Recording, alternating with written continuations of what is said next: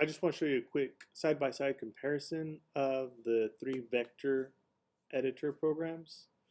So again, we do have Vectorpia, we have Vector, VECTR.com.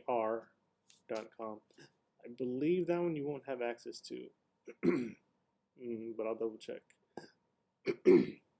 And the last one is Adobe Illustrator. So inside of here, they all kind of look a little bit the same. There's always some kind of the last projects you worked on, and hey, let's do a new file. So if I come to a new file in Adobe Illustrator, again, you have to sign in at the very, very top with Adobe Illustrator. It's a little program that looks like this. I'll type in Adobe Creative Cloud. So it's this one you have to sign into, and then it'll ask you for your credentials, and you have to sign in. Since I'm already signed in, you should all have Illustrator. You'll just have to type in Illustrator. You may have to update it. Just click on Open, and then you'll get to here. And then once you put your school email, your ECSD, then you'll go ahead and it'll tell you your name. So I hit New.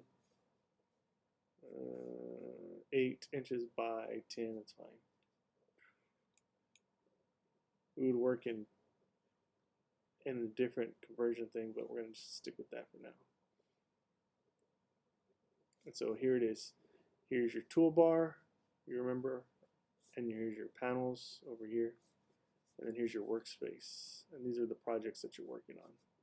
So here is Adobe Illustrator. Now I'm going to go and show you inside of the other one. Here's Vector. I go and create, it says new artwork. I could do the same thing. See, it says pixels. You can change it from pixels to inches. I'll just say 8 inches by 10. And you see they both change at the same time because they're locked. So if I change that, now I can change them a little bit differently. 8 by 10. Again, you would work in pixels, but we're just working in inches. It's a lot faster. And then this is saying that you can unlock it now, but again, same thing. You have your tools over here. You have your panels. Once these are actually, this is your tool, and your tools right here. And then I can show you more here in a little bit. And I'm gonna go to Vectorpia.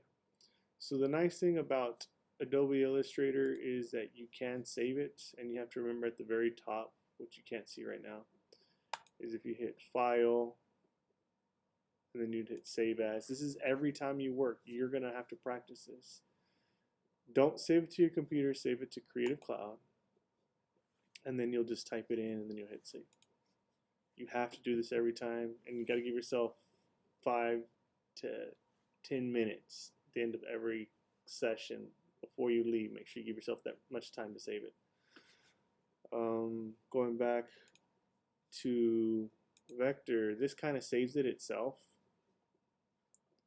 because once you get out, it'll just pop up that it was a new project.